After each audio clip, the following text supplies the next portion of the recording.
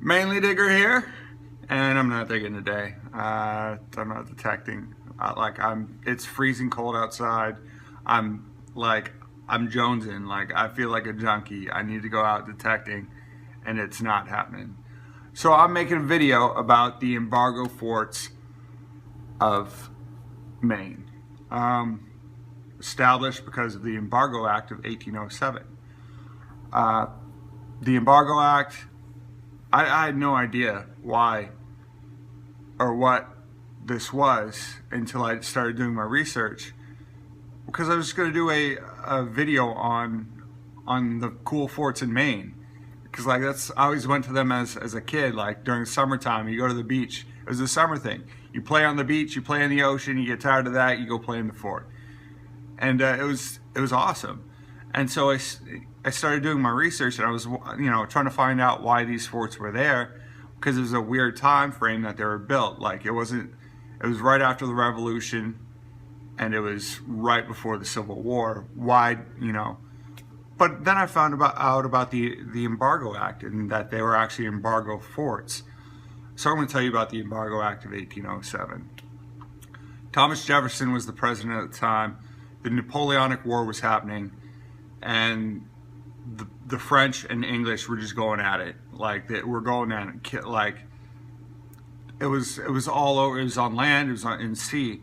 So what the British were doing is, because they needed bodies, is they're like, oh, you were English citizen. You were an English citizen at one point. You were born in England. So our laws state that we can take you and press you into service. So what they would do to merchant marines or merchant sailors is they would take over their ships. They would take their cargo and then take them and be like, now you work for the English. And they didn't like that. Americans didn't like that. We didn't like that. It wasn't a good thing. We were trying to be a peaceful nation at that time. We didn't want in the war. We were this is not down with the Napoleonic Wars. We had our own issues in our own country. We're our own country now. And the English was like, come here, we got you. You're coming with us.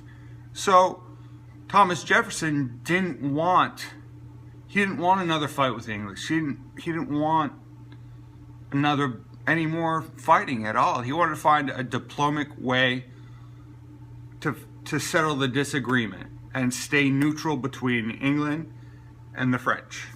So he had the Embargo Act of 1807 created. It was against shipping and goods and trades. So no British ships, or actually no foreign ships, were allowed in. So to establish that and enforce it, he had these forts built.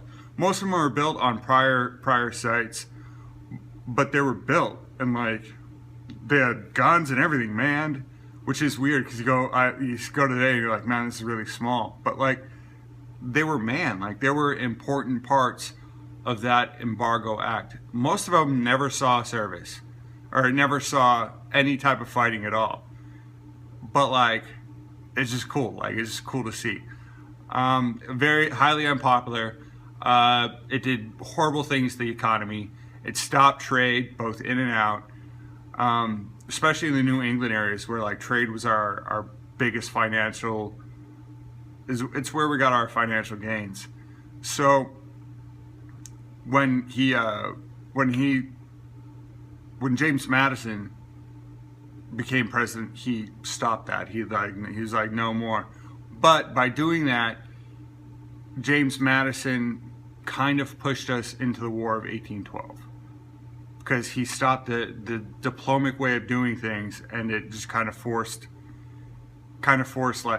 history into war. It forced America into war. So yeah, that is the Embargo Act of 1807. So the embargo forts are historic forts. There's four forts. There's so many forts in Maine, but obviously we're only covering the embargo forts. Our first fort is Fort Edgecombe. It's located on Davis Island which is near Wiscasset. It guards Wiscasset, or guarded Wiscasset and the trade route going into the Kennebec from foreign ships during the Embargo Act. Built in the early 1800s to protect Wiscasset. It never saw any action. Most notable for its octagonal shaped blockhouse.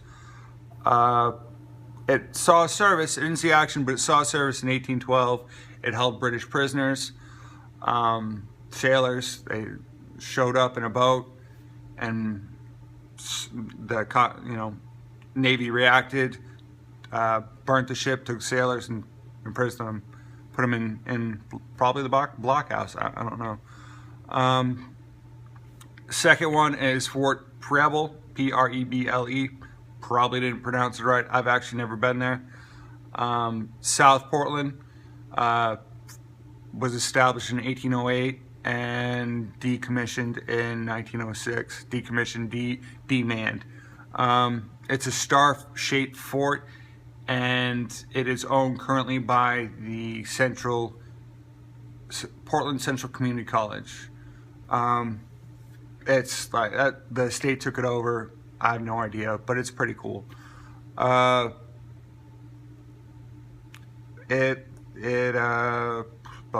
obviously built to enforce the Embargo Act. Only fort in Maine to see action during the Civil War, up to the Civil War. There was an attack. The Confederates attacked. The Confederates commandeered a ship, and then volunteers were like, we got some action, man. And they chased the ship down, caught the ship, burnt the ship, took prisoners, and then that's the only action that Maine saw during the Civil War. Maine soldiers, of course, were in Gettysburg. But Maine the state, nothing. It was too far north. No one wanted to go up into the cold for that. They were like, nah, we'll stay down south.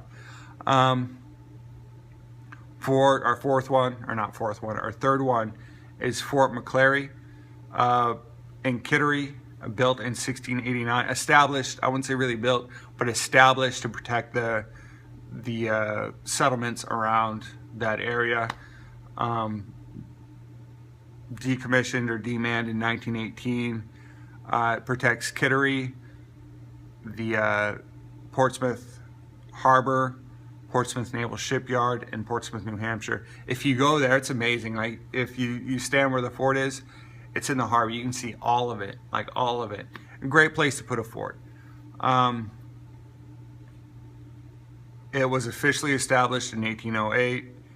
It has the oldest remaining blockhouse on the East Coast, or not on the East Coast, underneath in the north.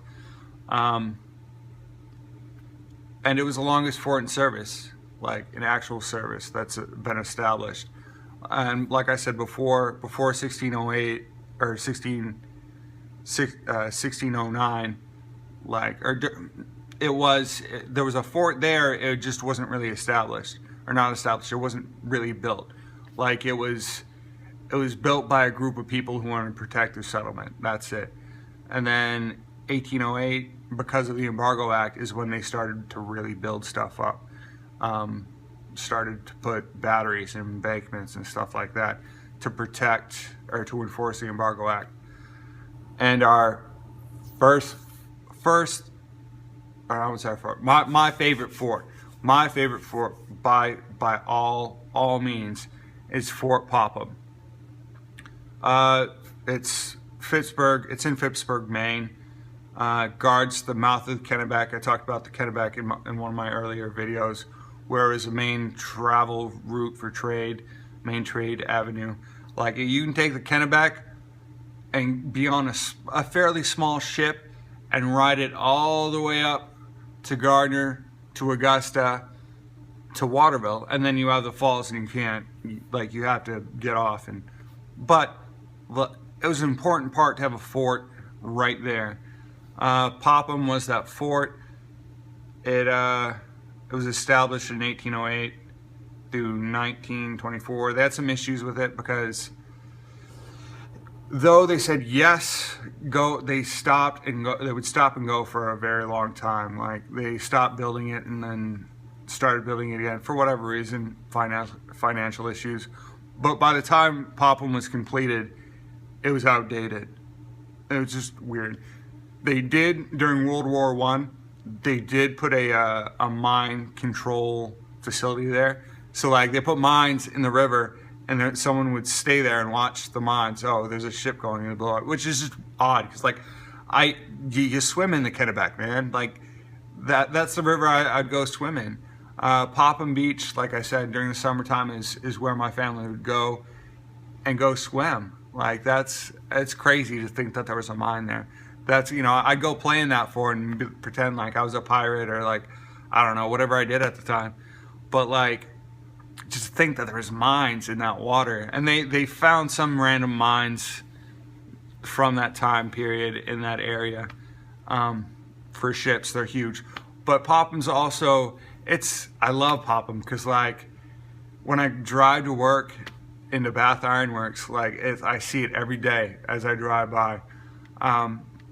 If you're ever in Maine and Bath is field testing a ship, you can be on top of the Popham Fort and watch the ship go by. It is the coolest thing in the world. And as it comes in, you can watch it. It's like a thing. People do that. I'm pretty sure Mainers would sell tickets if they could, but it's cool. So yeah, those are the Embargo Forts of Maine. There's probably more Embargo Forts that I missed because there's so many forts in Maine. There's a lot of pre-Civil War history in Maine that I want to cover, and if I can't dig, I'm going to cover it. I'm going to try to cover a lot, but it's just interesting history that like this wasn't taught to me in school. Like this is an important part of American history, and it wasn't taught at all. I had to learn about it because I liked forts.